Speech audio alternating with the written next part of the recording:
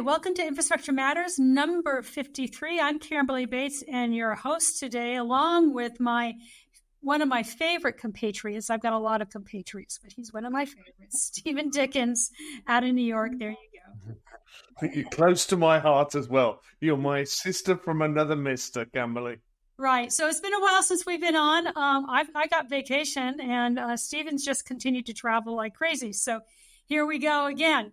And we're into September now. We've been at the very end of every August. They ruin everybody's vacation by doing this. Is VMware hosts their conference there, which is now known as VMware Explore, which is more syllables than we need to have, but it's the big conference that's held in Vegas on VMware. And I did not attend because I had just gotten back.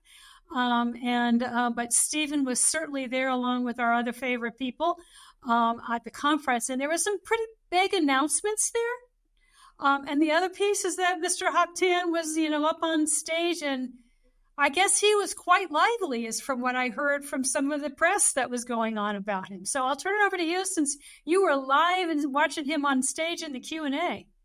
Yeah, so I think Hock's got a particular style. I think it's very, very engaging. The analyst Q&A, we're old cynics. I'll speak for myself there. I'm an old cynic. I do about 25 of these Q&As with CEOs. It started to just, they come on stage. There's a room of, I think it was, they did the press and the analysts together for a session. That's unusual. He was completely sort of comfortable. There's about 50 of us in the room. Hock just gets up, no charts, straight, does a bit of the State of the Union and then straight into Q&A. It was gold. It was box office. Hock is so engaging. Just his speech rhythms, the way he talks, his directness to the questions that he got answered, absolute box office. You can typically tell when, and I mean, in this community, as I say, a bunch of old cynics. They're tapping away on their laptops, they're on their phone, they're kind of partially listening, despite it being a CEO typically. Hushed silence, everybody hanging on his work, everyone. Yeah, that is so important. I mean, I've been through these where it's like standard talking points, and we know what those feel like right now since we're in the middle of a political battle here in the United States. Or, we're just, we're doing a rote kind of stuff, and you really know when they're coming in to be straight, and I want to communicate to you. I want to give you the straight speech that's going on and direct. And so what did he directly have to say? Well, the strategy's very, very, very clear on what came across from all of the executives. They've all been given direct signal straight from Hock. This is the strategy. Broadcom runs a lot flatter organization than legacy VMware. He communicates directly to his team. He's in a lot more regular communication. I've not seen an organization on message.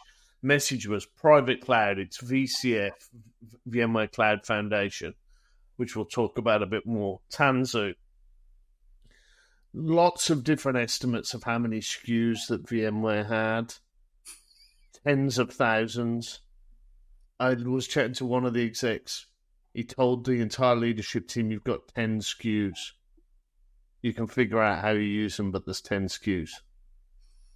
So just this radical simplification, stripping away of all the bloat, from a marketing point of view, from a go-to-market point of view, from a product point of view, from a SKUs point of view, chatting to one of their execs in one of the breakout sessions around what they're doing with go-to-market. There's been lots of noise around what they've done with some of the OEM partners. Blog went out, not a press release. All of the OEM partners, Lenovo, HP, Dell, all have now signed agreements. Just ruthless execution from the top, up by Hock, of a very simplified message. One of the big announcements was VCF 9, VMware Cloud Foundation 9. we're all writing a big research note as a team, so you'll see some coverage. Paul and I put out a quick hit while the conference was out, was going ahead. I think this is really just a very opinionated view from Broadcom of, we believe we're going to build a private cloud. That's a slightly different definition of private cloud is what they mean than the sort of traditional message. But really, we're coming after this private cloud space. We feel we've got the best virtualization and private cloud stack, and we're going to be really focused on delivering that. Less convincing about Tanzu, if I'm being truthful. You touched on that, and in the analyst community, you get the impression it's a sort of major on VCF and a minor on Tanzu. Tanzu's still there, an approach around value-add services for Tanzu. Paul wrote a really great note on that on our team. But I think what I'm expecting is what we talked about it in one of the sessions, is the same approach that Greg Lotko's been taking. I know you spent some time with Greg recently, the SVP over in the mainframe team, around focusing on value, just continuing to level up, deliver more. We're starting to see a simplification of the VMware training program. We're starting to see more focus on deployment. VMware under Broadcom's just going to focus on delivering value and ruthless execution and just bringing more into that. I think this was the first point when we're past the bad news and we're into the path of sort of strategic execution for me. So, fascinating conference. I think if you were a VMware sort of world attendee from 5 years ago, it would have been a very different conference. It was a lot smaller. Don't know whether they do it past the next year, which is apparently their contractual commitment to the venue.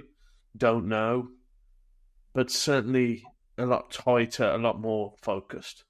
So there's a couple of things that I heard coming out of the conference. One, you're right about the private cloud piece of it, but there was another piece that was running around was talking about, I think Michael Dell had tweeted out it, about how many CIOs are looking at repatriating off of the cloud.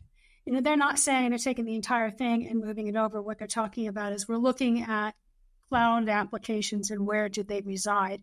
And from what I understand, Hotan did talk about that, about being, people are a little bit overwhelmed or shocked by maybe the cost of the cloud. How do we look at that differently? And then he went on to talk about how their offering, specifically VCF, has a better TCO for the community. Now, I haven't seen the numbers, and I suspect his TCO analysis has more to do with an operational expense number as opposed to the hardware software TCO analysis that most often gets the rigor when you're looking at TCO analysis. Maybe you can comment on that. Yeah, I mean, he was pretty explicit about that. I think he said the AWS of private cloud in the keynote, and that phrase got picked up.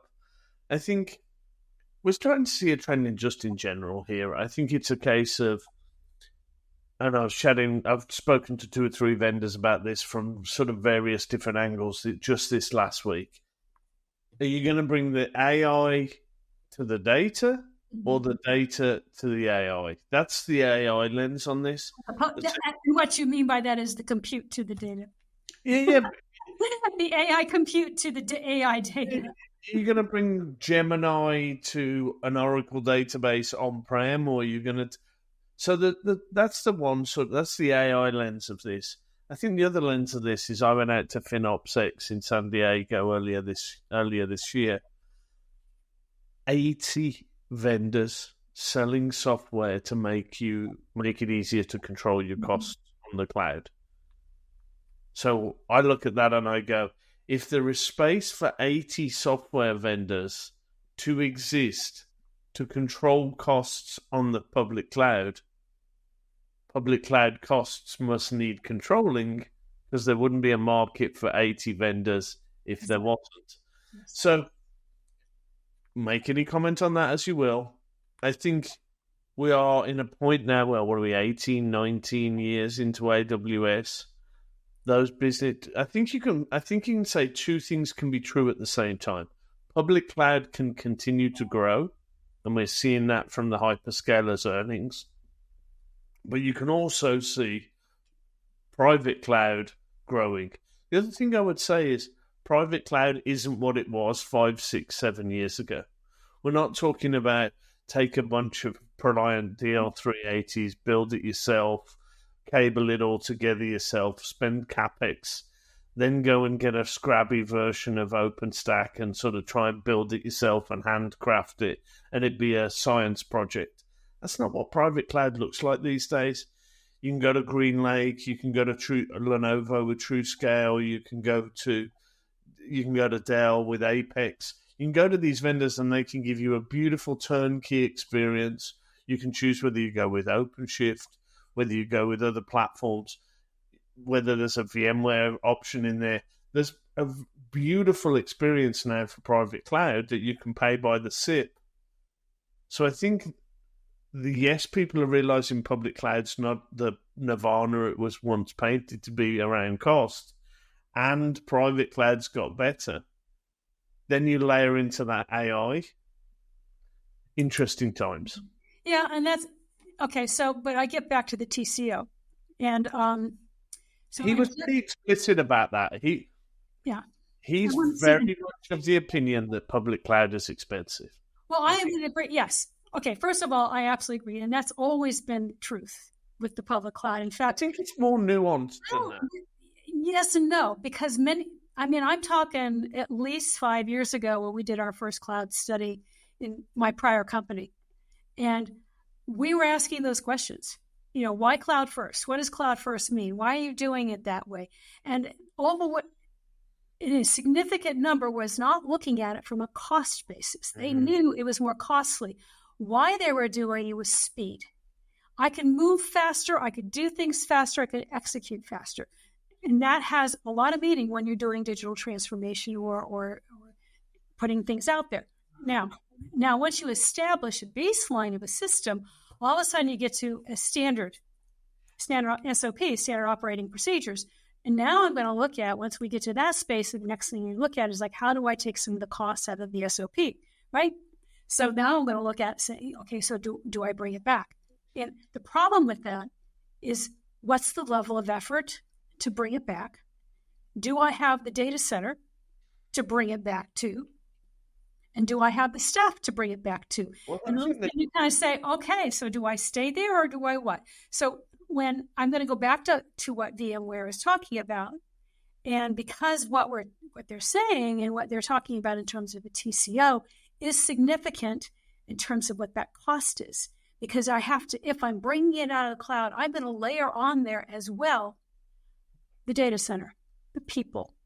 All of those things go into that cost, and so it must be looked at from that basis.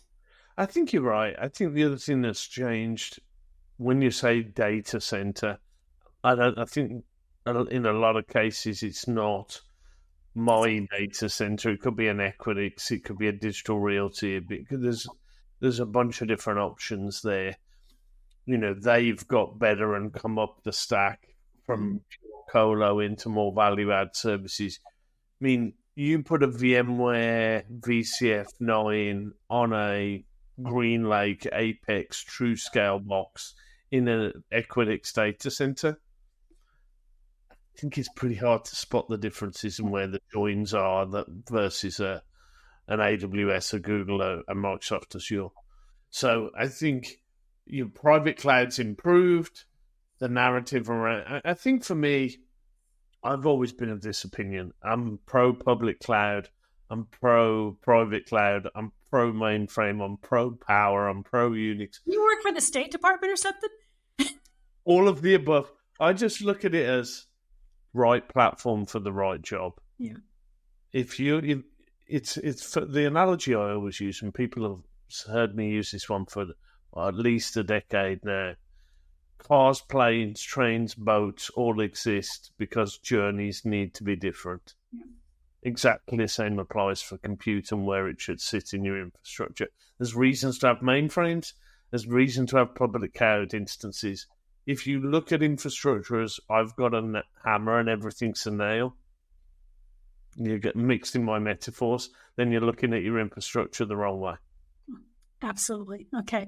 So anything else that we want to talk about at VCF in terms of the details of the technology itself? I think what I would do is I'd stress that we're working, about four or five of us, I think, are working on a detailed note. Okay. There's a lot to unpack in the technology. There's a lot to unpack in the route to market. You've got to be thinking about skills. So we're going to put a sort of pretty heavyweight recommendations document together. There is some alternatives. We're starting to. There was a few vendors out there interested in how Geico's getting into OpenStack and unpacking that. That came out post the event. AT&T filed a lawsuit against Broadcom for some of their tactics. So I think we're still in the inflection point. For me, I think I start to see a lot of that in the rearview mirror, and now just execution around VCF 9. Yeah, and one of the others that I would mention that we saw some announcements on was on Nutanix and their AHV technology, which is definitely making roads, especially in the SMB space. Nutanix, for me, it was interesting. I got into a really good conversation with the guys at Rackspace, who obviously have got a huge VMware practice and a huge OpenStack practice. And I asked them about Nutanix, and they're like, those guys have got to have a big year.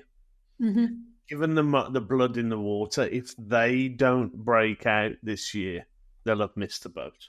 Well, they've done some really good breaking out, and there also was an announcement with Dell and Nutanix this last month. I'm not sure if they've covered that in our materials or not, but basically, Dell has re-upped their relationship with them and their support structure, and they're releasing. So, whereas before there was definitely some tension between the VxRail product, which is a VMware-based product, and the Nutanix product, even though they sold the Nutanix product, there was definitely some tension. So what we're saying is that the Nutanix product is getting some more visibility. And the other big thing that I got brought to it is that they're now running PowerFlex with the AHV product. What that means is there is a very strong distributed block storage system that's sitting with or side by side with AHV, which means that thing can scale out big.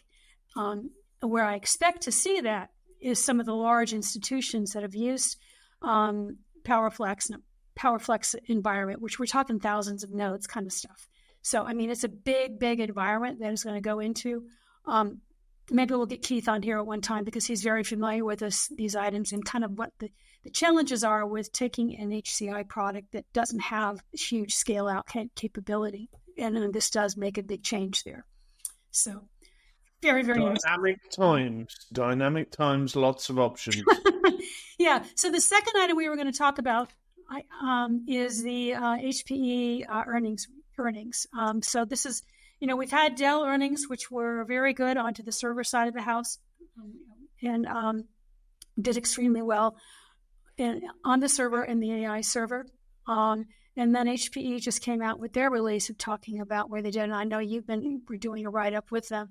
So let's cover them about what we saw. I've got some numbers here if we want to, but it was like, a 10% net revenue, $7.7 billion up year over year on the high end of their guidance. So really definitely, and then they also talked about they added 3,000 unique customers to their GreenLake offering, which is big, really big. So. Yeah, I think the 10% stood out for me. HP's a OEM vendor. Typically, you tend to see, I would put them in the same category as the Dells, the Lenovos, the Ciscos, the IBMs. Double digit was the thing that stood out for me. Yes, just 10%, not any further into double digit. But that's good growth. I think some of the things that stood out for me, AI growth, 1.3 billion in AI revenue. That's a 39% increase from Q2. HP's got a weird financial year. I can tell you the story. I know of one of the Packard's wives didn't want it to be around Christmas, so they shifted it to the end of October. The other piece, GreenLake, 39% growth there, and that's ARR growth. So that's crucial. What's that now? Up to 1.7 billion around AI and storage subscriptions. So, I mean, that's really, they've been early with this move. We were talking about it in the previous segment, this move to sort of private cloud as a service infrastructure. HP at Discover earlier this year launched what I thought was a really solid approach to templated kind of infrastructure, opinionated infrastructure for AI. They made some announcements that Ron Westfall and I covered earlier this week on a research note, talking about kind of one-click deployment of AI services. That's direction in the right place. So I think all of this is ahead of them closing the Juniper acquisition, which is going to further supercharge the organization. I'd expect that to close at some point this quarter. Don't know the exact dates. Obviously not going to get told by HPE of when the exact dates are, but I'd expect it at some point this quarter. That's going to make a really huge difference to where they are going from a networking point of view. We've already seen Dell buddy up with Cisco as a response. Ron Westfall and I covered that a few weeks back. HPE plus Juniper gives them a... I think when you partner Aruba and Juniper together, we're going to have the first true at-scale end-to-end roadmap competitor with Cisco that I think we've ever had. There's been people in that space, but nobody's ever had that sort of end-to-end breadth. I think a combination of Aruba and Juniper is going to give them that breadth. So that's going to be really interesting. Going to be working with people like Will Townsend over on the more insights and strategy side, and Ron Westfall on our side to really see their coverage as that gets announced. But fascinating to see how that plays out. So I think going into what's probably going to be the biggest quarter for HPE in the company's history, maybe since they split with HP, I think it's going to be it's a fantastic set of results. Was there anything that stood out for you? Yeah, there's a couple things that stood out to me. One is the movement of the enterprise servers. So what we've been seeing is the huge uptick from AI and server shipments. They saw the traditional enterprise server starting to uptick. In fact, they said that market was a double-digit number as well. Proliant's a $10 billion a year business for these guys. It's not sexy. Yeah, the point is not just the Proliant piece of it, but we had seen the slowdown in this enterprise server market because we were all turning our faces to this thing called AI. And that had, that's got implications for somebody called Intel, probably some AMD stuff in there as well, but it's got implications there. So as you go from Gen 10 to Gen 11, you're slowing down, and their Proliant stuff is slowing down the shipment of where Intel. So Intel needs to see that kind of shipment in that side of it, because they do, for more or less, they own a lot of that market, as opposed to when you're shipping an AI, that market is really getting driven by the GPUs.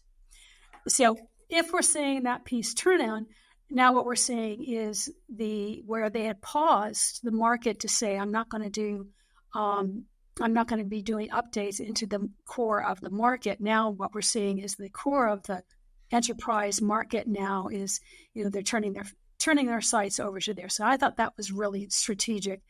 The next thing that was pretty big is that one of the big differentiators they stated was direct liquid cooling.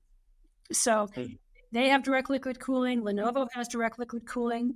They've cited that that's saying this there, but they also said it's not only as a differentiator, but it can be problematic because not everybody is equipped to be able to do that. So now what we're looking at is saying, okay, so as we look at the data centers, are the data centers equipped to be able to do for these AI environments, especially the large ones? And so that environment starts to get built out. So that's another space. Well, we were tracking in the right direction from an ESG point of view, and data center sort of power and cooling and consumption in the right space. And now we've started putting these big GPUs that are power hogs into these machines, and where it's kind of going back the wrong way from an ESG point of view. So it's going to be interesting. The only thing that stood out for me was just some softness around the edge numbers. I've got to dig into that. Yeah, but the other one is that the other piece on the storage side, they've increased their sales on the GreenLake side, the storage GreenLake, not necessarily on the individual systems themselves. So their focus is heavily on if you want to buy from us, you buy GreenLake. It's less so, hey, I want to go buy a flat pure, I want to buy a block storage device. That's not how they think. What they think is, you want to buy this GreenLake environment, buy this. So, well, this goes back to the sort of piece I was saying in the previous segment where we're talking about sort of private cloud has moved on. Yeah. I think one thing that the public cloud providers have sort of conditioned the market with, if you will, is I want to buy infrastructure by the SIP. I want to sort of pay as I use. And that's feeding back into the GreenLakes and the TrueScales and the Apexes, because we're seeing that. So it's not a either or as a service or CapEx model on-prem versus the cloud. It's a case of I want OpEx regardless of whether it's in the private or in the public cloud. Yeah, and to that end, we still haven't flipped to that section yet. We're still more CapEx than we are doing it by the DRID. Yeah. So, that is a significant, when you're talking about that, that's still significant, which is why they're talking so heavily on the ARR side. So, wow, I can't believe we're almost 30 minutes together here, Stephen. I know, it just flies by when you're having fun. I've been spending some time with Antonio Neri and the executive leadership team, I think on the 9th of October. So looking forward to going deep. They've invited me to their equities analyst event, so I'm really looking to dig in and really get underneath what HB is doing and pull in the string on some of these numbers. So it's going to be fascinating. Really looking forward to that. Absolutely. Well, thank you very much, guys, for tuning in. We'll catch you the next time. We're off and running on some new shows, so we'll have a lot to talk about in the next couple of weeks because we've been getting the pre-announcements are coming down here. So thank you very much, Steve. And don't forget to tune in, like, share, all that good stuff that we love you to do. Have a great day.